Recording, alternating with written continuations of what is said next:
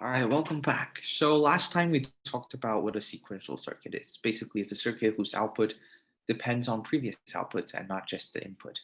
And we saw that how it was different from a combinational circuit, like the adders we talked about before. And we saw what we can do with a sequential circuit. We implemented, well, we didn't implement one, but we saw how a incrementer can be used using the concept of a sequential circuit. And something very basic or something that we usually do with sequential circuits is we usually use them to construct computer memory. So we need a way to set certain bits to 0 and 1, and no matter what changes, these states remain. But before we get into all of that, we need to talk about how we can analyze a sequential circuit. So take this circuit, for example. It's simple. It's sequential in the way that the output right here, is used once again as the input to this logic gate. Um, right now, I would recommend you to pause the video and try to construct a truth table for this particular circuit. Okay, I hope you paused, and let's try to construct the truth table together. So let's call this input one, A.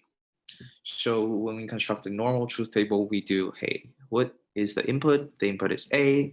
What is the output? The output is the output.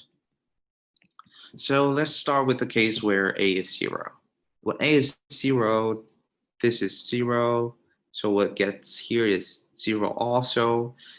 Remember the NOR gate, with only one input is 0, it doesn't know how to create an output. So it kind of depends on the previous output.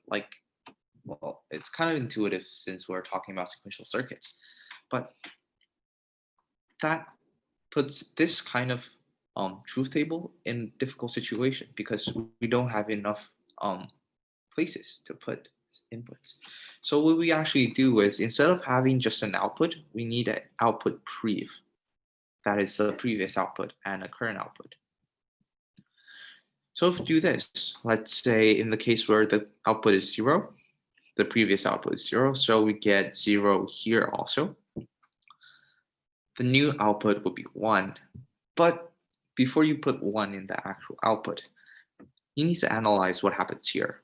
So if there's 1 here, we get a 1 here also, which means this becomes a 1, which means this becomes 0, this becomes 0, this becomes 0, this becomes 1, and so on and so forth. So in a way, when A is 0, no matter what the output is, the previous output is, the current output is going to toggle in the way that it doesn't stabilize. It keeps jumping between 0 and 1.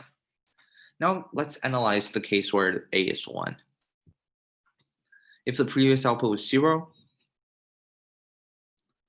so if I'm just going to write it above, I know it's not the clearest thing, but bear with me. If we get a 1 here, we get a 1 here, and as long as we have a 1, the NOR gate will know what to output, which is it's going to output 0. It's a concept called short circuiting. If you're not that interested, if you're interested, you can Google it, or maybe your teacher can talk about it. Yeah. So once the NOR gate sees a 1, it knows that it should output 0. So no matter what the previous output is, it kind of doesn't matter anymore. So it's going to output 0 anyway. So let's look at this in a more animated way. Nope. I just realized that's a timer. Anyways, so when we click the button and set it to 0, we can see that the light bulb, the output toggles. But when we set it to 1, we can see that it stabilizes and becomes 0. So a general rule in this circumstance is that when we're trying to analyze a sequential circuit that kind of jumps between states, we kind of take into account the previous output as an input And at the same time, we also need to wait for the circuit to stabilize before writing the entry on the truth table. My slides just broke on me once again, but I'm just gonna finish this video. Yeah, so we've seen how analyzing sequential circuits can be a lot more difficult than analyzing a simple combinational circuit, but you also need to know that it is still doable.